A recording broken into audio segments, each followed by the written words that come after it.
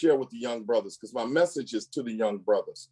I want to share with you what was taught to me by the elder griot males as I was growing up about respecting Black womanhood. And I think we have fewer elder male griots in the homes today. As again, I always state 72% of our homes are led by Black women. And that's just a fact, and that's a reality. And so as the elder Black males, although we spend a lot of time with our kids, we're not there in the home every day. So this is what they taught me. But my first teacher, as I went to ITC, was a Black woman. When I got to ITC, of course, my mother was my first teacher, a great, educator who taught kids in the Detroit public schools. But as I got to ITC, my first teacher was Dr. Jacqueline Grant, who taught systematic theology. And she's also the founder of Womanism, one of the founders of Womanism. Alice Walker was one of the founders. And you say, what is Womanism? It's a social theory based on history and everyday experiences of Black women. And it seeks to restore a balance between people and nature and human life with the spiritual dynamic. It was a response to the feminism of the 1960s and 70s. And Black women realized that they couldn't just jump on board with feminism, that they had a cultural experience that was just as important as their experience as women. So they came up with womanism for Black women. And Alice Walker wrote an article about the experience of being a Black woman, and she called it womanism. And as she wrote that article, womanism, she coined the phrase, Alice Walker, it took. And Dr. Jacqueline Grant and several others, theologians and cultural historians, began to write on it. And they began to identify the fact that as a Black woman, you have two strikes. Not only you're a woman, but you're Black. So you get discriminated against for both things. And their discussion, and even as women are raising our males on a daily basis and often playing both roles of father and mother in the homes, this is why respecting Black womanhood is so important. It is, see, we have an anima and an animus, every human being inside of us. And that's the male and the feminine, the masculine and the feminine. I'll start off with a little joke. As you're young, your testosterone as a male is very high. And the estrogen in the woman, is the feminine chromosome, is very high in the women. So the women are often more feminine and the men are more masculine. But as you get older and older, the levels of testosterone begin to drop in the male and the levels of estrogen begin to drop in the female. And so if y'all stay together 25, 30 years, Brother Mann and Sister Miller, that testosterone in Calvin is going to go down lower. And that estrogen in you is going to go down lower. And you'll find yourselves being more alike. And men will grow breasts and women will grow beards. And you're going to wake up one morning, you're not going to know whose hand you got on. You're going to that's your beard or my beard. So, but you just like, no, watch. You just watch. I'll see if I'm still around. But my point is you begin to look and think more alike. We all have so the challenge is not to be so masculine that you're not in touch with your feminine side and so feminine that you're not in touch with your masculine side. Because we have a responsibility to be kind, even as fathers, and to be loving as fathers, and to be and as women to be strong. Because like Harriet Tubman, sometimes you just got to be strong and you got to take the lead, like we've had to do in the last 100 years, in the last 400 years in America through our bondage. So I want to just bring up that womanism point first. Secondly, this is not new. This begins with Egypt. You know, as many of us watch the Ten Commandments, which is shown right around Easter. Rites of passage and respecting womanhood begins in Egypt 4,000 years ago with Ma'at, M-A-A-T, Ma'at. So it was, and they didn't look like they did in the movie. They were Black Africans 4,000 years ago. That's first of all. So when you look at Moses and you look at Ramses and Pharaoh Seti and the Queen Nefertiti, they didn't look like Elizabeth Taylor and Charlton Heston. They looked more like Idris Elba and Denzel Washington and Emiy, you know, the one like when Michael Jackson did Remember the Time, they look more like that. So they were your people who came up with this respect philosophy. Not only the philosophy of eternal life, but Ma'at was the theory that they taught all the young people. And that's what I see missing today in our schools and sometimes in our homes in the Black community. The rite of passage that teaches, number one, to be able to respect your teachers enough to take a lesson from them. Two, to be able to determine the difference between the real and the unreal. Three, to be able to know the difference between fact and fiction. Four, to be able to respect yourself enough to wield a lesson, to have confidence to teach a lesson. And five, to be able to accept some suffering without retaliating right away. You respond versus react. And in that, the theory, and it's a feminine theory. Ma'at is where we get the word mama from. We get the word mama from Ma'at. There were 42 negative confessions that came under Ma'at. And if they see if these make sense to you. I have not stolen from children. I have not disrespected women. I have not polluted the water. I have not lied. I have not cheated. You had to repeat those 42 negative maxims before you got into heaven. So you had to live your life so that you respected your parents. And those 42 maxims is what Moses learned in the Pharaoh's house. So when he was growing up, he learned how to respect women. He learned how to respect his parents. He learned how to respect nature. He learned how to respect children because it was his rite of passage. So when he went into Mount Sinai, and he still got a revelation from God to bring us the 10 Commandments, Moses learned the 42 negative maxims which came out of Ma'at, which is a feminine theory. Throughout the Bible, wisdom is a woman. If you study wisdom or you study the Psalms and you study the Psalms of Solomon, wisdom is a woman. And anyone who finds a wife finds a good thing. And she's more precious than rubies. This is all biblically taught. Too often today, men don't go to church and we're unchurched. So we missed the lesson. You see, when we were growing up, we learned how to respect Black womanhood because it's taught through all out the Bible. And see, any culture, if you're building a nation, you build frameworks into the children and rites of passage. When our one rite of passage that we still have, and you know, the Boy Scouts came out of Egypt. In other words, the philosophy of how to do the Boy Scouts in America came out of African rites of passage. Too often, that's one of the things Emiy is providing today. And some of the things that we provide in Hotel. But we don't learn nonviolence and how to respond versus react. We don't learn because if the streets teach you, and if hip hop teaches you, hip hop is the opposite of Ma'at many times. You can't learn respect from WAP. You can't learn it from Cardi B, can you? Can you learn it? Can you learn it from Cardi B? You can't learn it from 50 Cent, can you? I just asking, can I get an amen? Am I on the right room? No, you're in the right room. All right. You can't get it. You can't get it from Megan Thee Stallion. You can't get it from there. They just did an Earth, Wind, and Fire and a Isley Brothers versus. And some of the young people like, oh, that's kind of slow. But they were still teaching love. They were singing to women, respecting women. All right. They were lifting women up and complimenting. They asked Ron Isley, well, how did you write those songs? And Ernie Isley said, I just wanted to compliment women. Because, see, my father once told me, if you don't love your mama, then you don't care about anything. He taught me that growing up. He said, if you find a man who don't love his mama, he don't care about it. He don't respect nothing. And I learned that coming up. And that's one of my tape measures I use when I'm assessing, character in individuals. Now, I've done so much counseling and I've done the gang work and I've gone out. I only have 5 minutes left, so I'm going to run on through. But I've done enough work to find out that there are some people who had abuse. I worked for Children and Family Services as a delinquency services specialist for several years for the FIA. And I've met enough kids who were abused and neglected to know that there's some kids who were abused and neglected because their mothers were addicts or their mothers were abused and neglected themselves.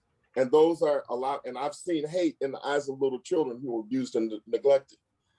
By the time you're 6 years old, your personality is formed. And if you don't learn how to love and respect your mother, you have a tough road to hoe going through life, because your relationships with women as a young man will be based on your relationship with your mother. So you'll find yourself making mistakes all over and over again if you don't learn that early lesson of security and the love of a mother. All right. So when I went to one of our last rites of passage that are left are the Black fraternities and sororities. And we have 4 cardinal principles: manhood, scholarship, perseverance, and uplift. And out of that manhood piece, one of the things that we pledged to was to respect Black women. Respect Black women. They taught us that during those weeks of pledging. Said, you're going to be an Omega, you got to respect Black women. When I wrote my book, Let Us Make Men, and in that I have a whole section on Harriet Tubman and on respecting Black women, and how how we learn from those who teach us, which are our families. In Masonry, when I became a Mason, that whole framework is about respecting the family. When I became a Mason in Wisdom Lodge number 57, the Eastern Stars are lifted up. We need to do this more, and I think it needs to be in our curriculum, in our schools, in our urban environments. I did that when I served at Morehouse for 16 years in the counseling center and in the Martin Luther King Chapel. We did Vision Quest. And I'll close with this. Any cultural group, we used Vision Quest, which was a Native American philosophy. And we used African rites of passage. And the Jewish rites of passage. The first 5 books of the Bible are taught to young Jewish boys and girls. It's the law. It's called the Torah. We teach them that before they turn 12 years old, so that they will have the expectations of what a man is, what a woman is, and how to respect each other and have healthy relationships. And so I'll close with the last thing. You know, I'm a Baptist preacher, so I done closed 3 times already. Y'all know. Right. This time 3, you good. This is my last close. My last close. And the Bible says in Ephesians 5:33, it says, men, love your wives, and wives, respect your husbands. I spend all this time with couples repairing the hurt of not getting the respect they need and not getting the love they need. Go to Ephesians 5:33 and go to the love chapter in the 13th chapter of 1 Corinthians, and you'll find out what love is. It's long suffering, and it's not jealous, and it doesn't have a list of wrongs. So if you want to, first you need to learn how to respect yourself, because you can't love and respect others until you learn how to love and respect yourself. And I posit to you that comes from the Bible, and that comes from God, and it comes from Jesus Christ for most of us. And you won't in any faith, in any culture, you won't find a mature person of a culture or faith, whether it's Muslim, Christian, whether they're Jewish or whatever they are. They won't be mature in their faith or in their culture until they learn to love and respect themselves. So I'll close with that. And I thank you for my time. And I thank everyone who's on here today. Spread the word and spread the love. And Hotep means peace. Peace. I'll be listening. And so, Jeff, welcome. Well, thank you. Man, I appreciate you getting on, and we're going to get right into some questions. For those of you who don't know, Jeff Okudah is the cornerback for the Detroit Lions. He was All-American out of Ohio State University. I know Dr. Hill don't want me to say that too many times because he's a U of M fan. I have to be a U of M fan for the next 4 years just because one of my mentees is over there at U of M. So I have to, adapt, some of those things. But really, just the first question is, tell us a little bit about Jeff Okudah. Yeah, so, I was born in New Jersey, moved to Texas when I was 11 years old, grew up in a, African household where my mom, she had cancer since I was born. So she was diagnosed with non-Hodgkin's lymphoma. She had diabetes. So obviously growing up, I was always, inspired by her, her journey that she's taken, the selflessness that she displayed, really. And my motivation to actually be successful was just to really get her a better medical treatment and kind of give her a better life. That's something that always inspired me. So she passed away shortly after I enrolled at Ohio State. So um, I committed there on January. Actually, I enrolled there January 8th, 2017. She passed away January 14th, 2017. And something that she always told me and my sister growing up was that, she wanted to just see us make it to college. That was kind of her end game, so to say, is just seeing us make it to college. So um, her passing away when I made it to college, it was obviously it was kind of a bittersweet type thing because her seeing her go was so sad, but the fact that she was able to see out what she said that she wanted to see out, I know that it gave her a peace as she moved on to the next life. And been playing football since I was in third grade. Messed around with track a little bit too, some wrestling here and there. But I've always loved football just because of what it's able to bring, the teamwork that you have to put in, seeing the work that you put in really coming to fruition. That's something that's always just been really appealing to me. So went to Ohio State. Used her passing away as a lot of fuel for my fire, and I knew that I wanted to finish what I said I was going to do. And even though she's not here, um, I know that she's still looking down proud on me. Yes, sir. We're all proud of you, and I know that mother's having a big impact. Really, my second question is right around how big was respect to your mom and your parents? You know, like I talked about earlier, and I grew up in an African culture, so respect was really everything. From the standpoint of saying yes, sir, no, sir, yes, ma'am, no, ma'am. I mean, that was a really big thing in my family, and honestly, I didn't really appreciate it until I started to get a little bit older, and I saw that that was kind of the separation between me and a lot of other kids was that I had respect and I knew how to carry myself. And honestly, a lot of the kids growing up that didn't have respect, it's kind of unfortunate now that I see them in bad predicaments. And I think it all started with just a lack of respect growing up, and not having respect for other people, not having respect for teachers, not having respect for their teammates, not having respect for other students, and really the main thing was not having respect for yourself. So I think that that's something that I always, held dear because of the way that I was brought up, and then to see how it's helped me out in my life, it's something that I've really learned to be really appreciative of.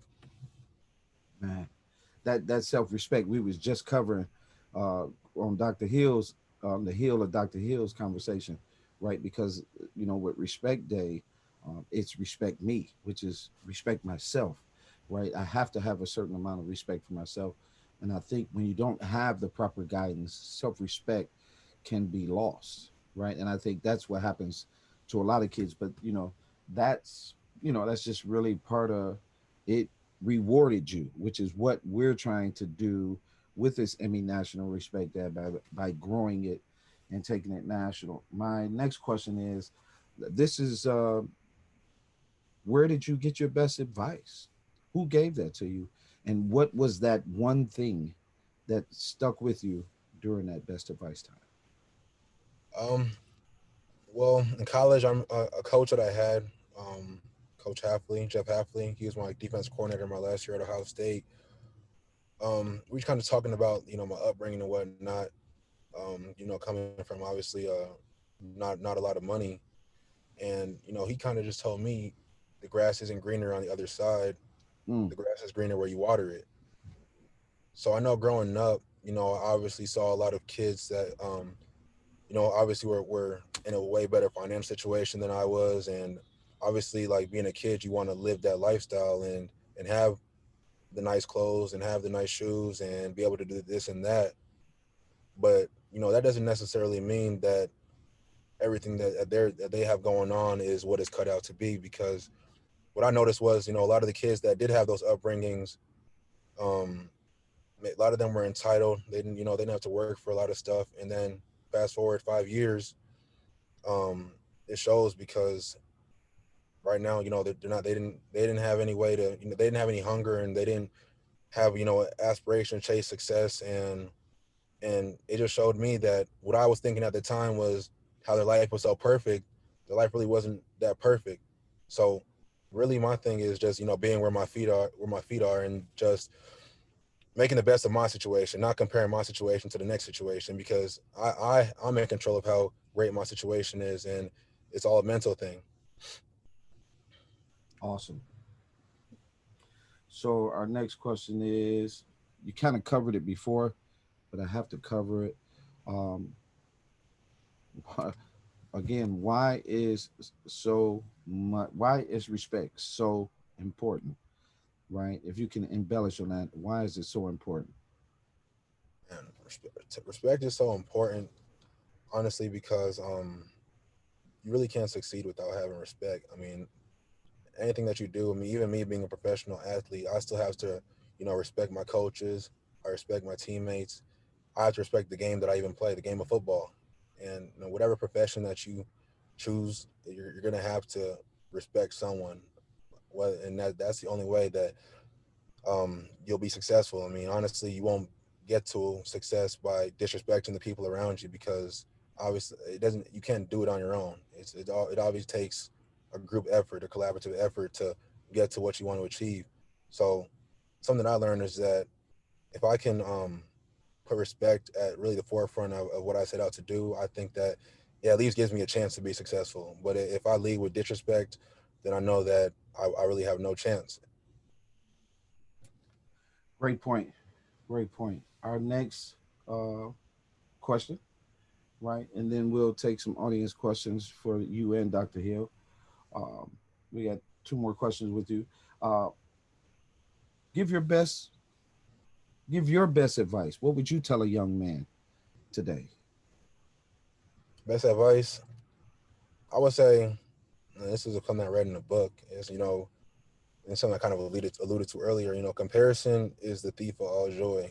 So, the way life is set up now, and everyone kind of wants to compare, see what the guys next to you is doing, the woman next to you is doing, but that just takes away from what you're doing. Focus on yourself, focus on being the best version of yourself, and don't worry about what this kid might have, what that family might have. Just focus on yourself, and you'll see that you start enjoying stuff a lot more when you kind of just stay in your lane and stop looking left and right. And it's tough. It's something that even I have to work on myself, because I mean, it's so easy to get on Google, see what the other guys that are play my position, what their stats are looking like. But at the end of the day, it doesn't matter, because it doesn't have any direct effect on me.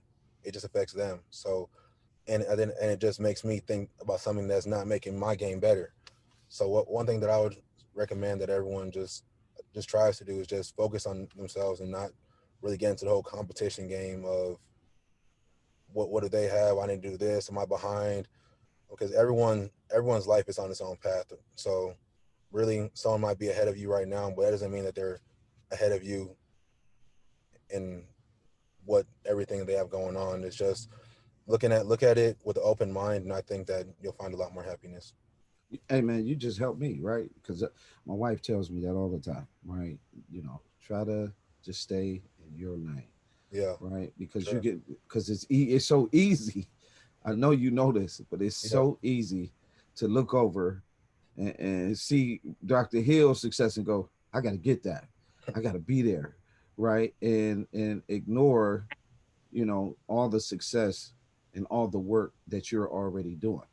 Because yeah, for sure. wisdom is a woman. Wisdom is a woman. Remember that. Women, right, Try to right, tell you. right. And so, my last question to you, Jeff, and this is just your plans. What are your plans pertaining to off the field, and moving forward in your life? You're a young man. Uh, you got a lot of possibility in front of you and a lot of potential. And so, what are your off the field uh, plans for yourself? Honestly, something that I've been thinking about was just like, how can I bridge the gap between American football and the people that play in Africa. I know that it's not really a big popular thing, but I've been able to, witness firsthand what the game of football has been able to do for, individuals, for families, for communities. And I think that if I'm able to, help bridge that gap um, between like, the awareness of football in Africa and kind of bring more exposure to it, I think that we can impact a lot of people in a whole different continent, which would really be a big deal because obviously, as everyone probably knows, Africa deals with a lot of poverty. So just being able to give them different avenues to create generational wealth, I think that's something that is really important to me. I'm still, obviously working through how to do that. But I think that if I'm able to successfully accomplish that, then we could really impact a lot of lives in a whole different country. You know what? Great answer. You can count us in on that. One of my former basketball coaches, Coach Saleh, right? His real name is Jeff Hicks, but he's Muslim now. And he's building a school in Africa. And he was telling me a tale about two young men he watched physically take on, strap down, and put in a truck a bull, where they literally got the bull themselves, brought him down, tied him, then put the bull in a truck. And he said something similar to you said. He said, man, America, we don't know nothing about poverty. Like what we see as poverty in America does not even compare to the poverty that you see in Africa. And so, we had been talking, and so, again, that's just an area, as I told you before, we put product in Africa to inspire.